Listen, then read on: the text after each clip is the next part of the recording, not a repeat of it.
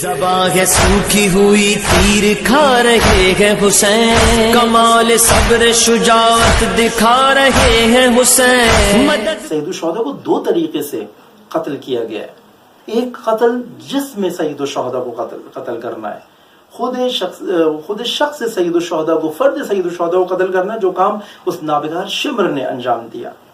سید الشہداء کا سر تن سے جدا کرنا ہے۔ ایک خود سید الشہداء کی شہادت ہے، جسم کا مارا جانا ہے، اور ایک فکر سید الشہداء کو قتل کرنا ہے۔ ایک شہادت مقصد سید الشہداء کی ہے، پیغام سید الشہداء کی ہے، ہدف سید الشہداء کی ہے۔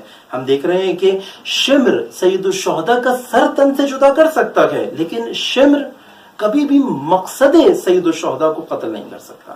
شمر کبھی بھی مقصد پیغام سید الشہداء کو ختم نہیں کر سکتا۔ لیکن عزیزان گرامی، عزاداران سید الشہداء، یہ ہمارے لیے سمجھنے کے لیے ایک نقطہ موجود ہے کہ مقصد کربلا کا قاتل کون ہو سکتا ہے؟ مقصد کربلا کا قاتل وہ ہو سکتا ہے جو سید الشہداء کے پیغام کو بیان نہ کرے، یا مقصد سید الشہداء کا قاتل وہ ہو سکتا ہے جو سید الشہداء کے پیغام کو اپنی زندگی کے اوپر استعمال نہ کر سکے، اپنے معاشرے کے اندر فکر حسینی کو نہ لا سکے، بیان کے مرحلے میں زبان سے بیان نہ کرنا یا عمل کے مرحلے میں انجام نہ دینا۔ جب میں نماز ترک کرتا ہوں، میں سید الشہداء کا فکر کا قتل کر دیتا۔ جب میں دین کو اہمیت نہیں دیتا اپنی زندگی میں، مقصد سید الشہداء فوت ہو جاتا ہے۔ یہ کام شمر نہیں کر سکتا، یہ کام عمر سعد نہیں کر سکتا۔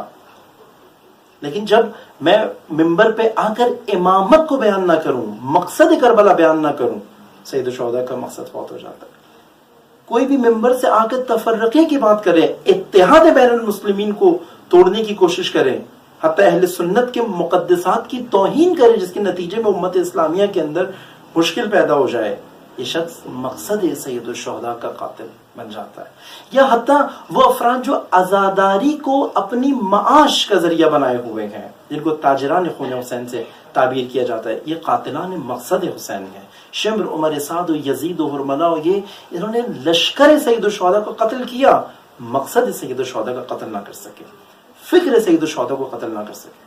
یہاں سے ہمیں اپنی زندگیوں میں ایک بار دیکھنا پڑے گا، کہیں میرے کسی عمل سے، جب میں گناہ کرتا ہوں اپنی زندگی کے اندر، جب گناہ پہ اصرار کرتا ہوں اپنی زندگی کے اندر، یہاں پہ سید الشہداء نے جو علی اکبر کی قربانی دی، جو شہادت حضرت علی اصغر ہوا، جو شہادت انصار کربلا ہوا، اس مقصد کی جانب میرے لیے مشکل